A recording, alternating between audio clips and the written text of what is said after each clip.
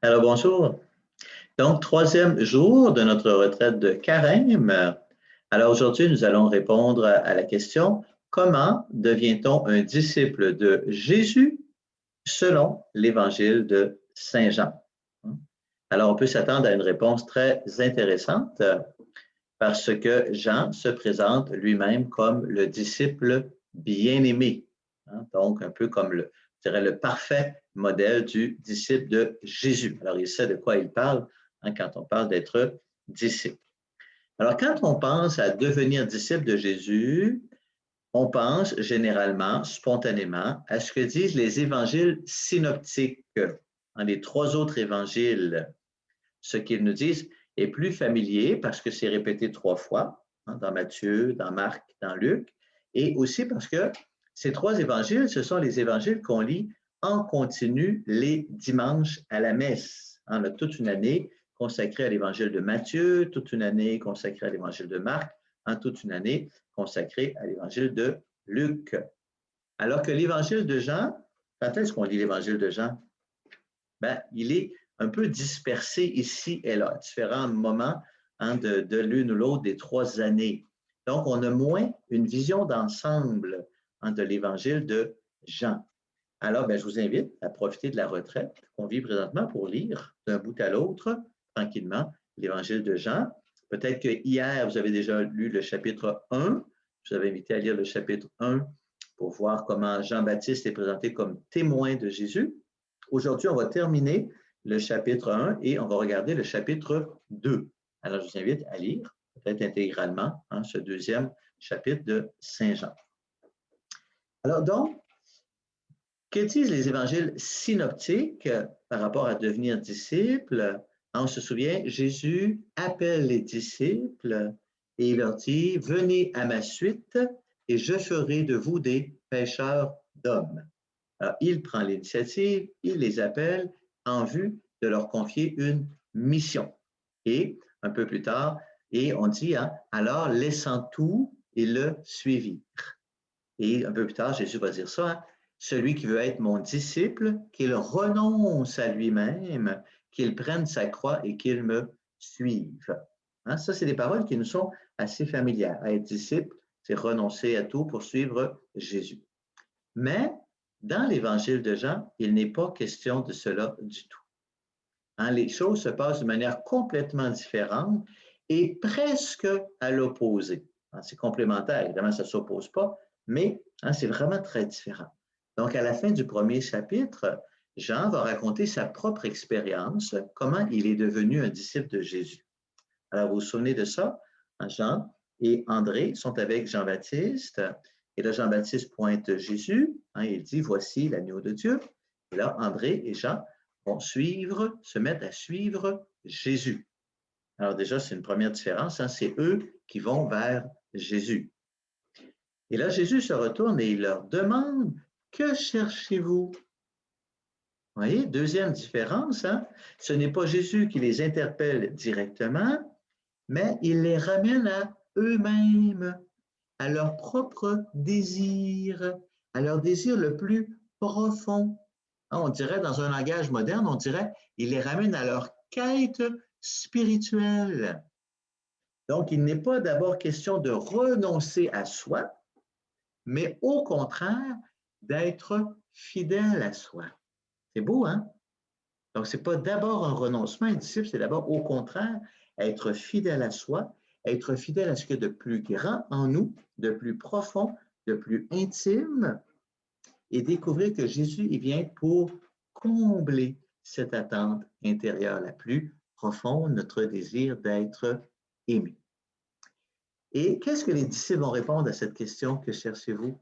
Ils vont donner une réponse extraordinaire qui va beaucoup réjouir le cœur de Jésus. Ils vont répondre, Maître, où demeures-tu? Parfois, dans les autres évangiles, Jésus va poser des questions comme ça. Que veux-tu que je fasse pour toi, etc. Et là, en général, on va avoir des réponses. Guéris-moi, Seigneur. Si tu le veux, tu peux me purifier. Seigneur, fais que je vois, que je retrouve la vue, etc., etc. Mais ici, il n'est pas question de ça du tout. Que cherchez-vous, Maître, où demeures-tu? Nous voulons être avec toi. C'est ça que nous voulons. On ne vient pas pour une guérison, on ne vient pas pour ci ou pour ça, on vient pour être avec toi. Et c'est la définition même d'un disciple. Un disciple de Jésus, c'est une personne qui est avec Jésus, qui demeure avec Jésus. Et là, Jésus va leur dire, venez et vous verrez. Hein, venez et vous verrez. Mais en fait, quand Jean rapporte ces paroles-là de Jésus, il pense à nous les lecteurs. Et dans le fond, ces paroles de Jésus, elles s'adressent à nous. Venez et vous verrez. Hein? Il est en train de dire, venez parcourir tout cet évangile de Saint Jean et vous verrez où est-ce que je demeure. Et nous, comme on connaît l'évangile jusqu'à la fin, on sait que où est-ce que Jésus demeure? Il demeure dans le cœur du Père et il nous invite à demeurer avec lui. À demeurer en moi, nous dira Jésus à la fin de l'évangile, comme moi, je demeure dans le Père. Donc, demeurer.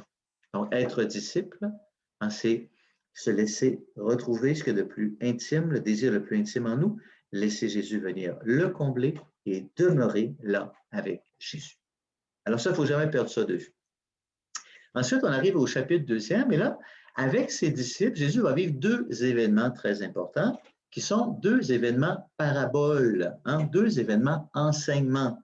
Mais en fait, dans l'évangile de Jean, les événements sont toujours en même temps des enseignements. Il y a un événement qui se passe, mais à travers l'événement, il y a toujours un deuxième sens, qui est un enseignement, et même un troisième sens. Tout le temps, tout le temps, tout le temps, tout le temps. Il ne faut jamais s'arrêter uniquement à l'événement. Alors, les deux événements sont rapportés dans le chapitre 2, ont en partie la même signification. Tous les deux nous invitent à faire un passage de l'Ancien Testament au Nouveau Testament. D'une manière habituelle de vivre notre religion à une manière nouvelle, la manière de Jésus, la manière des disciples de Jésus. Donc, premier événement, les noces de Cana. Ce sera le premier des miracles de Jésus, le premier signe que Jésus va accomplir devant ses disciples. Le texte précise, Jésus était là avec ses disciples. Alors, le premier miracle de Jésus est accompli à l'occasion d'un mariage. C'est pas rien. Déjà, cela nous oriente. C'est clair que Jésus veut entraîner ses disciples dans une relation d'amour. C'est à l'occasion d'un mariage qu'il accomplit son premier signe. Et qui dit mariage dit alliance. Et toute la tradition biblique nous enseigne que la relation de Dieu avec son peuple est perçue comme une alliance. Et l'alliance dans laquelle évolue le peuple juif à l'époque de Jésus, c'est l'alliance du Sinaï. L'alliance que Dieu a fait avec son peuple à travers Moïse sur la montagne du Sinaï. Et dans cette alliance, il y a deux volets que Dieu a donnés à Moïse. Le premier, le plus connu, ce sont les 10 commandements écrits sur des tables de pierre. Voici les 10 commandements. Si vous obéissez à ces commandements, je vous bénirai, dit Dieu. Ce sont les clauses de l'alliance. Mais il y a aussi un deuxième volet que Dieu a donné sur le Sinaï qui est très important. Ce sont les rites de purification. Parce que Dieu sait très bien que le peuple ne sera pas capable d'obéir aux commandements. Alors, il leur donne tout de suite des rites de purification, donc des rites à travers lesquels ils vont pouvoir demander le pardon des péchés. Et donc, il y a des rites de purification. Alors, donc, qu'est-ce qui se passe à Cana? D'abord, un constat, il n'y a plus de vin. Il n'y a plus de vin. Le vin des noces est épuisé. Le vin, tel qu'on était habitué de l'avoir, est épuisé, terminé. Il y a quelque chose de ce qu'on connaissait qui ne fonctionne plus. Il y a un problème que nous ne pouvons pas humainement résoudre. Et peut-être que nous aussi, parfois, nous sommes épuisés devant un problème qu'on n'arrive pas à résoudre. Un problème personnel, un problème intérieur, une situation devant laquelle on se sent impuissant. Alors, qu'est-ce que Jésus va faire? Il va faire un miracle. Il va changer l'eau en vin, bien sûr. Mais l'évangéliste Jean prend la peine d'apporter beaucoup de détails sur les genres qui vont être utilisés. Il aurait pu dire, il y avait là 6 genres vides, et puis Jésus a dit, remplissez-les. Mais c'est pas ça qu'il dit. Il dit, il y avait 6 genres de pierres destinées à la purification des Juifs. Est-ce que vous entendez? Des genres de pierres, comme les tables de pierre sur lesquelles étaient gravés les commandements, destinés, pardon, destinés à la purification, donc le deuxième volet de l'Alliance, des rites de purification, et il y en avait 6, donc 7 moins 1, hein, 7 c'est la perfection, donc on n'a pas la perfection. Voyez? Si vous entendez le message, hein, les commandements gravés sur la pierre et les rites de purification pour les péchés n'aboutiront jamais à notre perfection, n'aboutiront jamais à nous rendre justes devant Dieu, n'aboutiront jamais à nous mériter le royaume de Dieu. Mais moi, dit Jésus, je vous y conduis avec un vin nouveau, un vin meilleur. Il suffit d'accueillir ma parole et de vous présenter tel que vous êtes, avec l'eau de votre humble quotidien devant le maître du repas, le Père, hein, qui représente le Père. Et donc, devenir disciple, c'est entrer dans une relation d'amour qui va tout changer, hein, qui va changer l'eau de l'humble quotidien en vin le meilleur. C'est une expérience dont on a été souvent témoin. Hein, quand on tombe en amour, tout est changé. Hein, le même quotidien acquiert une saveur extraordinaire par l'amour. Tout change. Alors, Jésus ne propose pas des nouveaux commandements. Il ne propose pas un changement moral. Il propose d'entrer dans une relation d'amour et de confiance avec lui afin que tout soit transformé par lui et non pas par nos efforts personnels. Et le deuxième événement, qui vient tout de suite après, Jésus expulse les vendeurs du temple. Donc, il y a l'événement, mais il y a un deuxième sens, et c'est Jésus lui-même qui va le donner. Alors, on se rend tout de suite à la conclusion du récit. Des Juifs interpellent Jésus en disant, « Quel signe peux-tu nous donner pour agir ainsi? » Jésus leur répondit, vous savez la réponse par cœur, hein, « Détruisez ce sanctuaire, temple, et en 3 jours, je le relèverai. » Et alors les Juifs lui répliquent, il a fallu 46 ans pour bâtir ce sanctuaire, et toi, en 3 jours, tu le relèverais. Mais lui parlait du sanctuaire de son corps. Alors, après sa résurrection, hein, les disciples se rappelèrent qu'il avait dit cela. Alors, il y a ici un message très fort et très important. Le temple, pour les Juifs, c'est extrêmement important, le temple. Et pour nous aussi, d'ailleurs. On le voit actuellement. Hein, depuis 1 an, on est privé de se rassembler à l'Église. Ça nous fait souffrir. Hein? Alors, il ne faut pas banaliser cette souffrance. Jésus a toujours eu un immense respect pour le temple, un immense respect pour les synagogues, et c'est à cause de ce respect qu'il chasse les vendeurs du temple. Hein, ne faites pas de la maison de mon Père une maison de commerce. Mais, en même temps, il nous dit quelque chose d'extrêmement important pour l'avenir. Hein? Qu'est-ce que c'est un temple? Un temple, c'est un édifice construit par les hommes afin que Dieu y habite et afin que nous, on puisse se rendre en ce lieu pour rencontrer Dieu, lui rendre un culte et lui présenter nos demandes. Et spontanément, nous nous attendons à ce que si nous avons une bonne vie, Dieu va nous récompenser. C'était ça l'alliance sur le Sinaï. Si vous obéissez au commandement, Dieu va vous bénir. C'est très difficile de sortir de cette mentalité-là. Très difficile de sortir de cette manière de penser qui affecte notre pratique religieuse depuis toujours, depuis 46 ans, depuis toute notre vie. C'est très difficile. Peut-être que ça fait 46 ans et plus que à coup d'effort, je bâtis ce temple, cet édifice de ma vie religieuse, hein, une vie morale, une vie honnête, une vie de prière, etc., etc. Je bâtis cet édifice. Et Jésus dit, détruisez ce temple, détruisez tout ce que vous avez fait d'effort, et moi, en 3 jours, je vais le relever. Il parlait du temple de son corps. Il parlait de sa mort et de sa résurrection. Comprenez?